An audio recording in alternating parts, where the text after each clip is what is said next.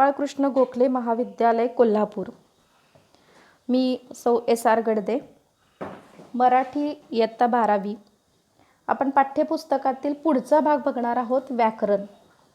आणि व्याकरणामध्ये वाक्यप्रकार आणि वाक्य रूपांतर हा घटक आज आपण पाहणार आहोत। आता वाक्यप्रकार हा घटक बघण्यापूर्वी आपण पहिल्यांदा मराठी भाषेमध्ये वाक्य म्हणजे काय ते बघणार आहोत। आपण मराठी भाषा बोलतो, भाषेचा व्यवहार आपण शब्दांच्या मदतीने करतो। व्याकरण हा भाषेचा मूळ पाया आहे। भाषेचा सर्वांगीण अभ्यास करण्यासाठी व्याकरणाचे सम्यक ज्ञान असणे अत्यंत आवश्यक आहे। आपण जेव्हा भाषा बोलतो तेव्हा अर्थपूर्ण वाक्यांची जुळणी करतो। म्हणजेच मूलध्वनींच्या आकारांना अक्षरे म्हणतात। अक्षरे कशाला म्हणतात तर मूलध्वनींच्या आकारांना अक्षरे म्हणतात। विशिष्ट क्रमाने येणाऱ्या अक्षरांच्या समूहाला शब्द म्हणतात। अर्थपूर्ण शब्दांच्या संघटनेला वाक्य म्हणतात। तसेच आपण मराठी भाषेत बोलताना व लिहिताना अनेक प्रकारची वाक्ये एकापुढे एक मांडतो। एकच आशय अनेक प्रकारच्या वाक्यातून आपण सांगत असतो। वाक्य प्रकार या घटकामध्ये आपण पहिल्यांदा वाक्य कशाला म्हणायचं, शब्द अक्षर कशाला म्हणायची, शब्द कशाला म्हणायचे, वाक्य कशाला म्हणायचं आणि त्यानंतर आपण बघणार आहोत ते म्हणजे ही जी वाक्य आहे ती एकापुढे एक मांडत असताना त्याचा आशय आपण अनेक प्रकारच्या वाक्यातून कसा बदलत असतो किंवा सांगत असतो। उदाहरण घ्यायचं म्हटलं तर आता उदाहरण पहा, तर पाऊस धो धो पडला हे वाक्य आहे। तेच आपण वेगळ्या पद्धतीने कसं मांडू शकतो तर किती जोरात पडला पाऊस। आणखी कोणत्या पद्धतीने आपण मांडू शकतो तर पाऊस तर पडायलाच हवा। आणखी एका पद्धतीने चौथ्या पद्धतीने हेच वाक्य आपण मांडू शकतो, पाऊस न पडून कसे चालेल। वाक्य एकच आहे, आशय एकच आहे वाक्याचा, पण आपण 4 पद्धतीने ते वाक्य आपण लिहित असतो। वाक्यांच्या या अशा अनेकविध वापरातून वाक्यांचे प्रकार निर्माण झालेले आहेत। कोणते प्रकार आहेत ते तर वाक्यांच्या प्रकारांचे मुख्य 2 विभाग आहेत। पहिला आहे आशयावरून व भावार्थावरून आणि दुसरा आहे क्रियापदाच्या रूपावरून। आशय म्हणजे काय आणि भावार्थ म्हणजे काय तर आशय म्हणजे त्यातला असणारा गाभा आणि क्रियापदाच्या रूपावरून ही वाक्याचे प्रकार पडतात। आता वाक्याच्या या प्रकारावरून म्हणजेच वाक्याच्या आशयावरून आणि भावार्थावरून किती प्रकार पडतात तर 3 प्रकार पडतात। पहिला आहे विधानार्थी वाक्य, दुसरा आहे प्रश्नार्थी वाक्य आणि तिसरा आहे उद्गारार्थी वाक्य। ही वाक्य होकारार्थी किंवा नकारार्थी असू शकतात। आता यामध्ये विद्यार्थी मित्र मैत्रिणींनो, आपण पहिलं वाक्य बघणार आहोत, पहिला प्रकार बघणार आहोत वाक्याचा, तो आहे विधानार्थी वाक्य। आता विधानार्थी वाक्य कशाला म्हणायचं तर ज्या वाक्यात केवळ विधान केलेले असते त्याला विधानार्थी वाक्य असे म्हणतात। फक्त विधान असतं। आता उदाहरणार्थ, सचिन तेंडुलकर उत्तम फलंदाज आहे, हे आहे विधानार्थी वाक्य। दुसरं उदाहरण बघा, विटी दांडूचा खेळ अलीकडे फारसा खेळला जात नाही, हे सुद्धा विधानार्थी वाक्य आहे। विधानार्थी वाक्य कसं ओळखायचं तर त्यामध्ये फक्त आणि फक्त एकच विधान केलेलं असतं, त्याला विधानार्थी वाक्य असं म्हणतात। आणखी काही उदाहरणं आपण बघूया। हे फूल खूप सुंदर आहे, माझी शाळा मला खूप आवडते। या 4ही उदाहरणामध्ये आपल्याला दोन्ही वाक्यामध्ये फक्त विधान केलेले दिसतंय किंवा विधान केलेलं आहे। म्हणजे विधानार्थी वाक्य आपल्याला आता समजलं असेल। ज्या वाक्यामध्ये एकच विधान आहे किंवा फक्त विधान केलेलं आहे त्याला आपण विधानार्थी वाक्य असं म्हणायचं आहे। वाक्याचा पहिला प्रकार समजला असेल। आता आपण वाक्याचा दुसरा प्रकार आता बघणार आहोत। दुसरा प्रकार आहे प्रश्नार्थी वाक्य। प्रश्नार्थी वाक्य म्हणजे काय तर ज्या वाक्यात प्रश्न विचारलेला असतो त्याला प्रश्नार्थी वाक्य असे म्हणतात. ज्या वाक्यामध्ये प्रश्न विचारलेला असतो त्याला प्रश्नार्थी वाक्य असे म्हणतात. अगदी सोपं आहे ओळखायला, अगदी सोपं आहे की ज्या प्रश्नामध्ये ज्या वाक्यामध्ये प्रश्न विचारलेला आहे. उदाहरणार्थ, तू बाहेर केव्हा जाणार आहेस? प्रश्नचिन्ह वाक्याच्या शेवटी असणारच आहे, त्यामुळे तुम्हाला अगदी सोप्या पद्धतीने ते लक्षात येईल. दुसरं उदाहरण आहे, तो स्पर्धा परीक्षेत उत्तीर्ण का झाला नाही?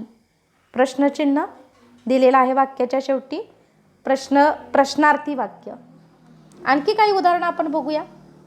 हे फूल सुंदर आहे का? प्रश्नचिन्ह आहे वाक्याच्या शेवटी. आणखी एक उदाहरण बघूया. तुझी शाळा कुठे आहे? प्रश्नार्थी वाक्य, प्रश्नचिन्ह आहे.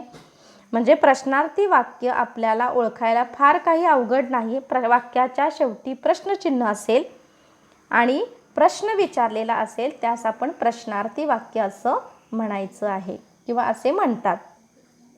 2 वाक्याचे प्रकार झाले. पहिला विधानार्थी वाक्य, दुसरा प्रश्नार्थी वाक्य. आता आपण बघणार आहोत तिसरा प्रकार म्हणजे उद्गारार्थी वाक्य. आता उद्गारार्थी चिन्ह आपल्याला माहिती आहे. आता उद्गारार्थी वाक्य कसं ओळखायचं किंवा कशाला म्हणायचं?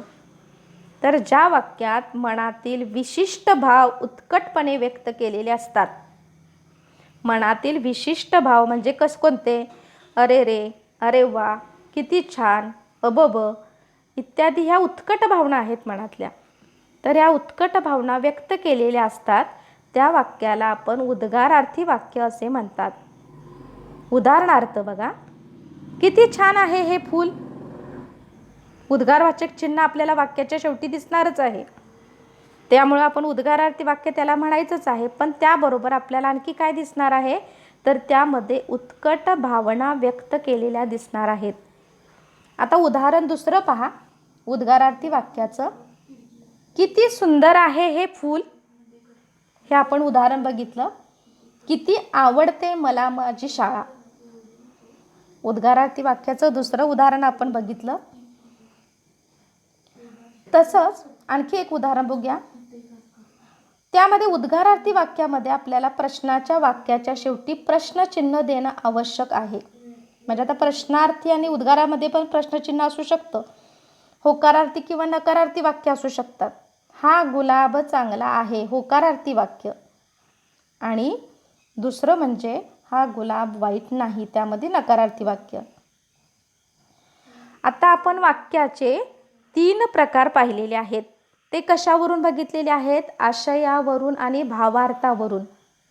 आशयावरून आणि भावार्थावरून वाक्याचे 3 प्रकार पडतात. विधानार्थी वाक्य, प्रश्नार्थी वाक्य आणि उद्गारार्थी वाक्य. आणि त्याची उदाहरणं आता आपण बघितलीत. आता आपण बघणार आहोत वाक्याचा दुसरा प्रकार आहे तो म्हणजे क्रियापदाच्या रूपावरून वाक्याचे किती प्रकार पडतात आणि ते कोणते? तर क्रियापदाच्या रूपावरून वाक्याचे 4 प्रकार पडतात. आता आपल्याला शब्दांच्या जाती माहित आहेत. 8 आहेत शब्दांच्या जाती. त्यामध्ये सर्वनाम क्रियापद. तर ह्या क्रियापदाच्या रूपावरून वाक्याचे प्रकार पडतात. त्यातला पहिला आहे स्वार्थी वाक्य. आता स्वार्थी वाक्य म्हणजे काय? स्व अधिक अर्थी अशा आपण त्या शब्दाची फोड करायची आहे. स्व अधिक अर्थी. आता स्वार्थी वाक्य पहिला आहे प्रकार, दुसरा आहे आज्ञार्थी वाक्य, तिसरा आहे विद्यार्थी वाक्य आणि चौथा आहे संकेतार्थी वाक्य. आता स्वार्थी वाक्य कशाला म्हणायचं किंवा ते ओळखायचं कसं? क्रियापदाच्या रूपावरून वाक्याचा हा प्रकार ओळखायचा कसा? तर ज्या वाक्यातील क्रियापदाच्या रूपावरून नुसताच काळाचा बोध होत असेल तर त्याला स्वार्थी वाक्य म्हणतात. फक्त काळ. आता काळ कोणते? वर्तमान काळ, भूतकाळ आणि भविष्यकाळ. हे काय आहेत? आपले 3 काळ. म्हणजे त्याच्यामध्ये आणखी उपप्रकार येतात.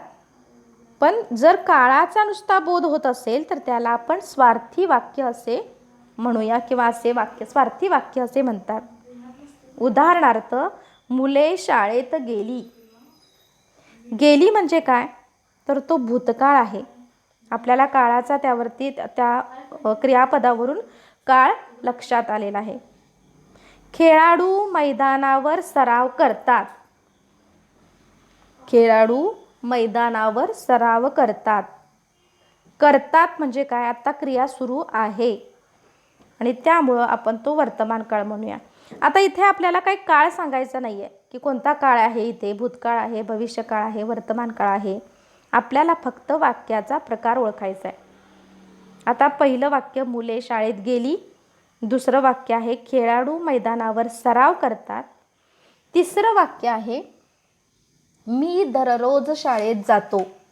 जाण्याची क्रिया म्हणजे क्रियापद जातो हे आहे. पुढचं वाक्य आहे, उदाहरण आहे, मी पहाटे व्यायाम केला. व्यायाम केला, केला हे क्रियापद आहे आणि त्यामुळे वरील वाक्यातील क्रियापदाच्या रूपावरून आपल्याला काळाचा बोध झालेला आहे, म्हणून आपण त्याला स्वार्थी वाक्य असे म्हणायचं आहे किंवा स्वार्थी वाक्य म्हणून ओळखायचं आहे. स्वार्थी वाक्य मुलांनो तुम्हाला आता समजलं असेल. पुढचं वाक्य बघूया आपण. क्रियापदाच्या रूपावरून वाक्याचा पडणारा पुढचा प्रकार आहे आज्ञार्थी वाक्य. ज्या वाक्यातील, आता आज्ञार्थी वाक्य कसं ओळखायचं आहे पहा. ज्या वाक्यातील क्रियापदाच्या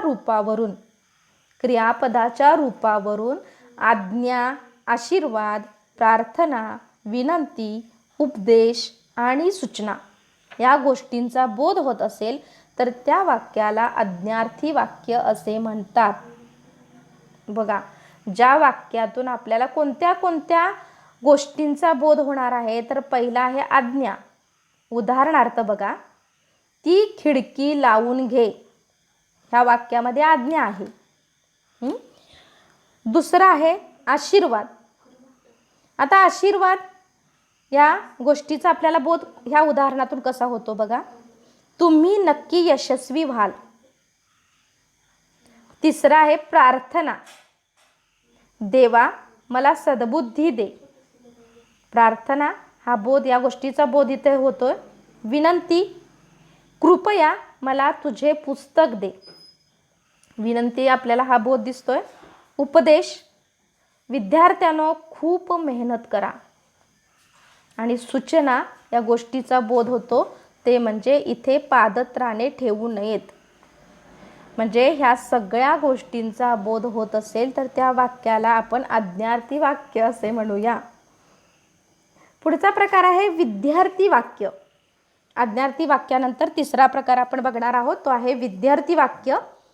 विद्यार्थी म्हणजे काय, तर ज्या वाक्यातील क्रियापदाच्या रूपावरून विधी म्हणजे कर्तव्य, शक्यता, योग्यता, इच्छा या गोष्टींचा बोध होत असेल तर त्याला विद्यार्थी वाक्य म्हणतात. बघा, परत एकदा मी सांगते, विद्यार्थी वाक्य कशाला म्हणायचं, तर ज्या वाक्यातील क्रियापदाच्या रूपावरून विधी म्हणजे कर्तव्य, शक्यता, योग्यता, इच्छा आणि बोध, इच्छा या गोष्टींचा बोध होत असेल तर त्याला विद्यार्थी वाक्य असे म्हणतात. उदाहरणार्थ बघा, पहिला आहे परिसर स्वच्छ ठेवणे हे आपले कर्तव्य आहे. आपल्याला कोणता विधी, कोणती या रूपावरून विधी म्हणजे कोणती गोष्ट समजली, तर कर्तव्य. दुसरं शक्यता, आज बहुतेक पाऊस पडेल. तिसरं उदाहरण आहे अंगी धैर्य असणाराच कठीण काम करू शकतो. योग्यता हा बोध आपल्याला या वाक्यातून दिसतोय. आणि चौथं आहे वाक्य, उदाहरण, विद्यार्थ्यांनी वर्गात शांतता राखावी. इच्छा हा बोध आपल्याला या वाक्यातून दिसतो. म्हणजे विद्यार्थी वाक्य आपल्याला ओळखणं अगदी सोपं आहे की यातल्या 4 गोष्टी, कर्तव्य, शक्यता, योग्यता आणि इच्छा या गोष्टींचा बोध होत असेल तर त्याला विद्यार्थी वाक्य म्हणतात. पुढचं उदाहरण पहा. पुढचा प्रकार आहे क्रियापदावरून पडणारा संकेतार्थी वाक्य. ज्या वाक्यातील क्रियापदाच्या रूपावरून अमुक केले असते तर अमुक झाले असते अशी अट किंवा संकेत असा अर्थ निघत असेल तर त्या संकेतार्थी वाक्य असे म्हणतात. बघा, ज्या वाक्यातील क्रियापदाच्या रूपावरून असं केलं असतं तर असं झालं असतं, म्हणजे अमुक केले असते तर अमुक झाले असते, अशी शक्यता, संकेत, अट, अर्थ असे निघत असतील तर त्यास आपण संकेतार्थी वाक्य असे म्हणतो किंवा म्हणतात. उदाहरणार्थ बघा, आता कोणत्या कोणत्या संकेत आहेत. पाऊस पडला असता तर हवेत गारवा आला असता. उदाहरण बघा, पाऊस पडला असता तर म्हणजे शक्यता व्यक्त केलेली आहे, संकेत व्यक्त केलेला आहे. पुढचं वाक्य काय आहे, उदाहरण बघा, तू नियमित अभ्यास केलास तर नक्की पास होशील.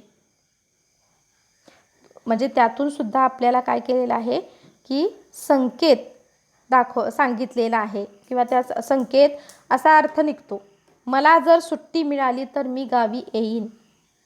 म्हणजे अमुक गोष्ट केली तर अमुक गोष्ट पुढे होणार आहे, असा संकेत जिथं दर्शवला जातो त्याला संकेतार्थी वाक्य असे म्हणतात. विद्यार्थ्यांनो, आपल्याला आता वाक्याचे क्रियापदावरून पडणारे प्रकार आणि आशयावरून पडणारे प्रकार समजले असतील. पाठ्यपुस्तकामध्ये पान नंबर 113 वरती जी कृती दिलेली आहे की कोणत्या प्रकारात मोडतात ते लिहा किंवा ते सांगा. तर तो स्वाध्याय तुम्ही काय करायचा आहे, पाठ्यपुस्तकातला सोडवायचा आहे. आणि तो सोडवून त्याच्यानंतर पुढचा भाग जो आहे तो पुढच्या तासाला मी घेणार आहे, तो म्हणजे वाक्य रूपांतर.